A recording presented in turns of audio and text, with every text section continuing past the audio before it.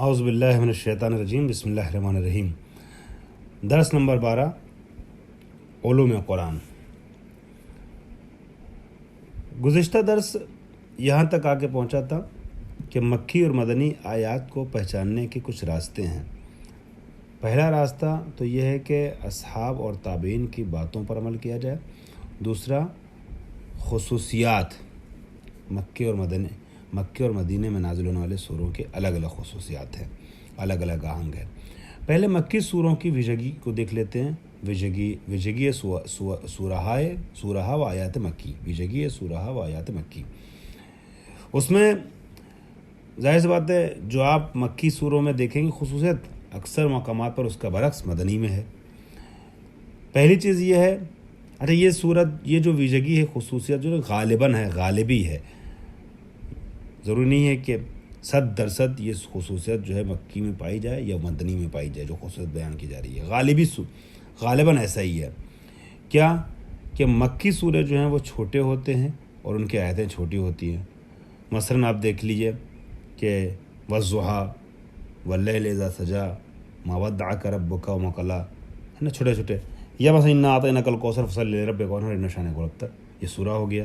تو چھوٹی چھوٹی آیتیں اور چھوٹے چھوٹے سورے ہیں۔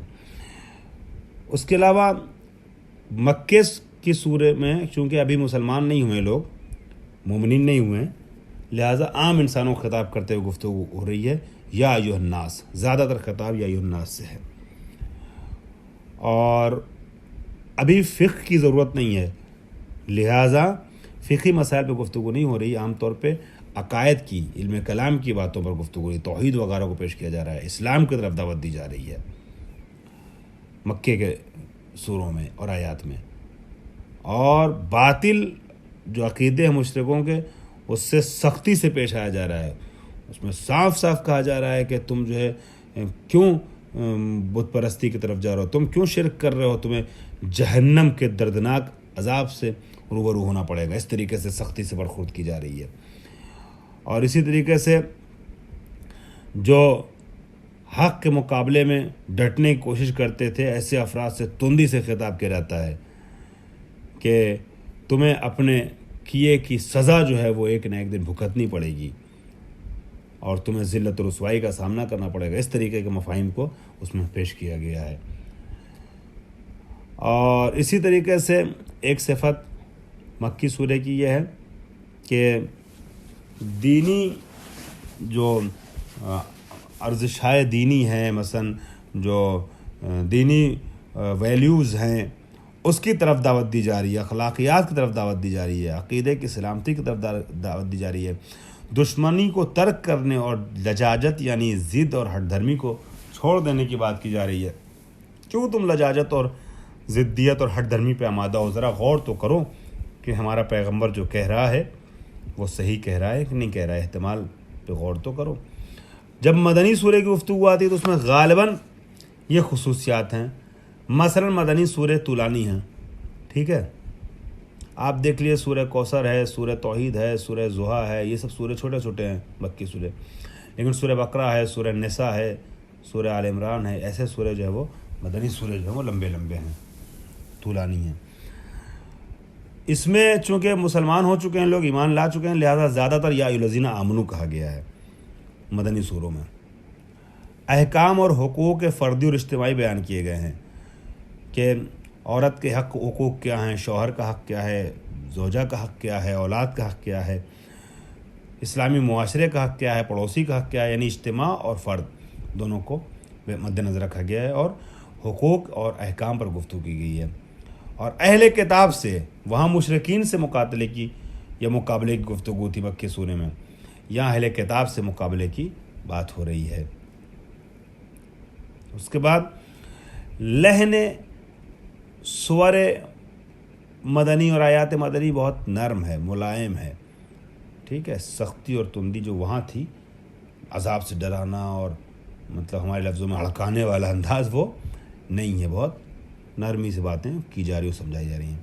یہاں ایک نقطہ قابل غور ہے کہ سوروں کی جو ترتیب ہے جو روایات میں آئی ہے، اس پر بہت سے لوگوں نے، بزرگوں نے اعتبار کیا ہے اور زیادہ روایات جو ہیں جو سوروں کی ترتیب سمجھا رہی ہیں وہ جناب ابن عباس سے نقل ہوئی ہیں، جو جناب امیر المومنین کے شاگرد تھے، مفسر قرآن تھے۔ اس کے بعد ہم آ جاتے ہیں نگارش قرآن پر۔ کتاب کے اعتبار سے درس نمبر 9، نگارش قرآن یعنی قرآن کا لکھا جانا، قرآن کو قلم بند کیا جانا۔ اس سلسلے میں نگارش قرآن کریم کے سلسلے میں یہ ہے کہ بہت اہم مرحلہ ہے تاریخ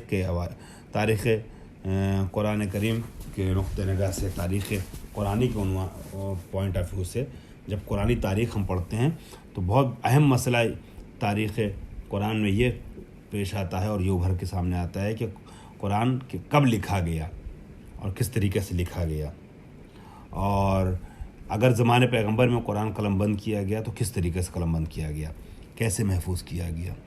نگارش قرآن، یہاں ایک ہیڈنگ ڈالی ہے حفظ و نگارش قرآن کی انہوں نے۔ تو قرآن جو ضبط ہوا، مضبوط یعنی کہیں مندرج ہوا، کہیں محفوظ کیا گیا، وہ کیسے؟ 2 طریقے تھے، یا تو اسے یاد کر کے یا اسے لکھ کر کے۔ 2 طریقے سے قرآن محفوظ کیا جاتا تھا، یا ذہنوں میں اسے یاد کر کے یا اوراق پر قلم بند کر کے۔ پہلے مرحلے میں حفظ کی گفتگو ہو رہی ہے۔ قرآن مجید اگر حفظ کیا گیا تو اس کے بارے میں کچھ باتیں یہ بیان فرما رہے ہیں۔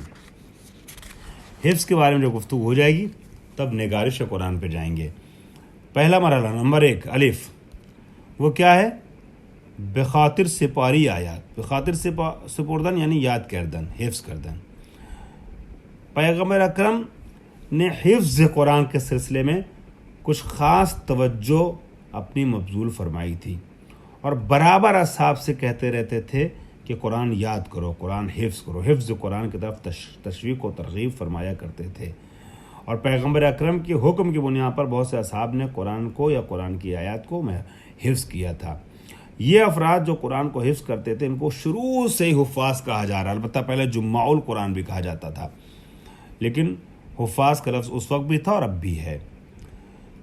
اور حفظ قرآن جو ہے اسی صدر اسلام سے جاری ہے، اور باقاعدہ الگ الگ جلسات ہوتے تھے قرآن کو سیکھنے کے، یاد کرانے کے، کیسے یاد کیا جائے، کیسے اس کو ذہن میں رکھا جائے۔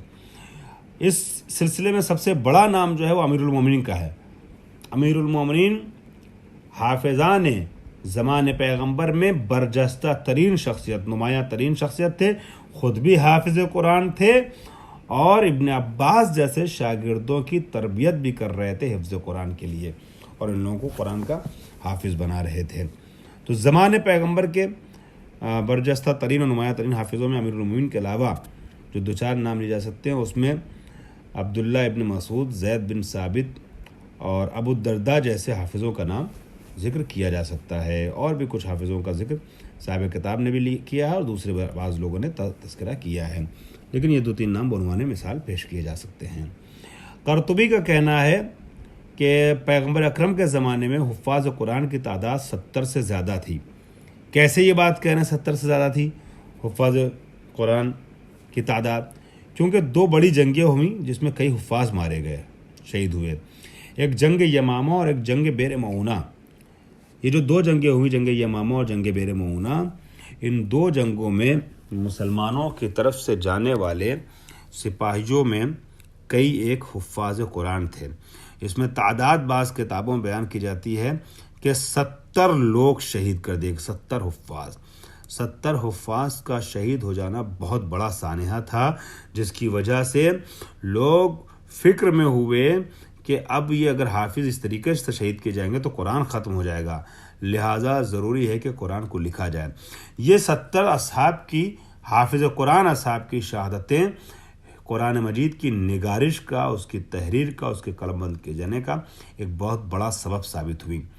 تو یہ جو ہے کہ 70 افراد مارے گئے، شہید ہو گئے حافظان قرآن میں سے، یہ خود اس بات پر دلیل ہے۔ قرطبی کہتے ہیں کہ پیغمبر کے زمانے میں 70 سے زیادہ حفاظ قرآن موجود تھے۔ خوب، اب عوامل کیا کیا تھے، انگیزے کیا کیا تھے، یعنی اسباب کیا ہیں، خواہشات کیا تھیں، کن خواہشات کی بنیاد پر، کن انگیزوں کی بنیاد پر، کن اسباب کی بنیاد پر قرآن کو حفظ کیا گیا. یہاں 5 انگیزے ہیں، اور ظاہر سی بات ہے یہ سب آپ کے لیے آسان ہے. ذرا سی توجہ سے ہر انسان ان اسباب کو اپنے ذہن میں خود بخود لا سکتا تھا اور لا سکتا ہے. لیکن بہرحال ہم صاحب کتاب نے چونکہ تحریر کیا ہے، لہٰذا اسی ترتیب سے آگے چل رہے ہیں کہ جو انہوں نے بیان کیا ہے. پہلی چیز یہ ہے کہ قرآن مجید کی مسلمانوں کے درمیان خاص اہمیت رہی ہے. اہمیت قرآن کے نقطۂ نگاہ سے دیکھیے، آپ کو کوئی شعر بہت اچھا لگتا ہے نا، تو آپ کوشش کرتے ہیں اس شعر کو یاد کر لیں. کیوں یاد کر لیں؟ کیونکہ یہ شعر اچھا ہے. ٹھیک ہے، پتہ نہیں ہم نے کسی پرچے پر لکھا کہ پرچہ غائب ہو گیا، اڑ گیا، ہمیں نہیں ملا بعد میں، ابھی ہمارے پاس ہے کہ نہیں ہے، ذہن میں رہے گا تو ہم جہاں بیٹھیں گے وہاں یہ شعر سنا لیں گے، بتا دیں گے. مثال کے طور پہ آج رضا سرسوی صاحب مرحوم کا انتقال ہو گیا، پروردگار ان کو جوار معصومی جگہ دے، شہداء کربلا کے ساتھ مشہور فرمائے. اب ان کو میں نے یاد کرنا چاہا، مثلا لوگوں کے درمیان ان کی طرف سے ایک پیغام دینا چاہا، تو فوراً میں نے بچپنے میں جو ان کا شعر یاد کیا تھا وہ سنا دیا.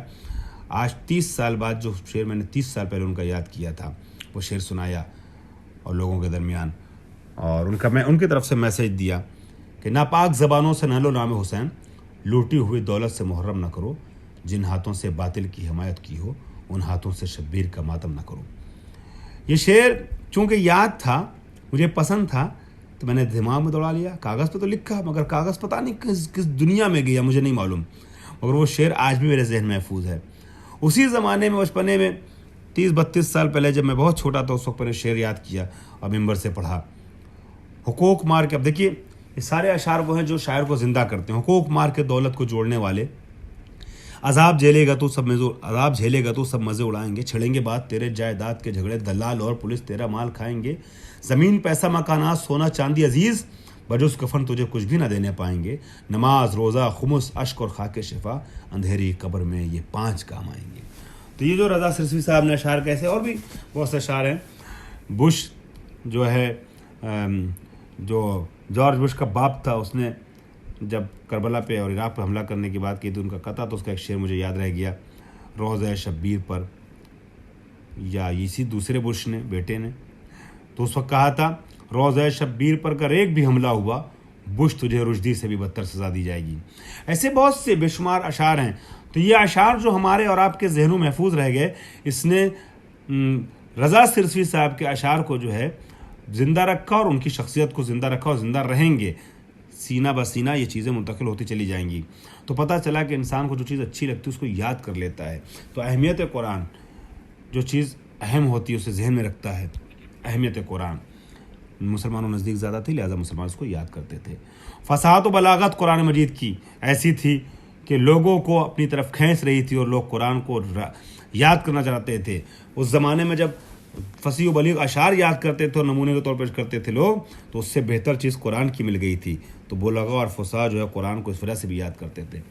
اور حتیٰ دشمنان اسلام شب کے سناٹے میں آتے تھے، رسول اکرم کو دھیرے سے چپکے سے قرآن پڑھتے سنتے تھے کیا پڑھ رہے ہیں، اور وجد میں آتے تھے پھر واپس چلے جاتے تھے. اس طریقے کے واقعات پیش آئے ہیں. اس کو بیان کرنے کا وقت نہیں رہا، تفصیل نہیں بیان کر سکتا چونکہ آج کے درس کا وقت ختم ہو رہا ہے. اور اسی طریقے سے پیغمبر اکرم کی تاکید تھی کہ قرآن مجید حفظ کیا جائے، اور تشویق و ترغیب کرتے تھے پیغمبر اکرم قرآن مجید حفظ کرنے کے سلسلے سے. اور پیغمبر اکرم نمبر 4 کیا، پیغمبر نہ صرف تشویق کرتے تھے بلکہ احترام بھی کرتے تھے حفاظ قرآن کا. چنانچہ جنگ احد میں جو لوگ شہید ہوئے تھے ان میں پہلے ان لوگوں کی نماز جنازہ پڑھائی کہ جو لوگ آیات قرآن مجید کو حفظ کیے ہوئے تھے، اور جس کو زیادہ آیت یاد تھی اس کی پہلی نماز جنازہ پڑھائی. اسی طریقے سے چونکہ لکھنے کے افزار کم تھے، وسائل کم تھے، لہذا یاد کیا جاتا تھا. کیونکہ کاغذات نہیں ہیں، لوگ لکھنا بھی بہت کم جانتے تھے، لکھنے کے وسائل کم تھے، تو یاد کرتے تھے تاکہ قرآن اس طریقے سے محفوظ رہ جائے. واہ خداونا الحمدللہ رب العالمین.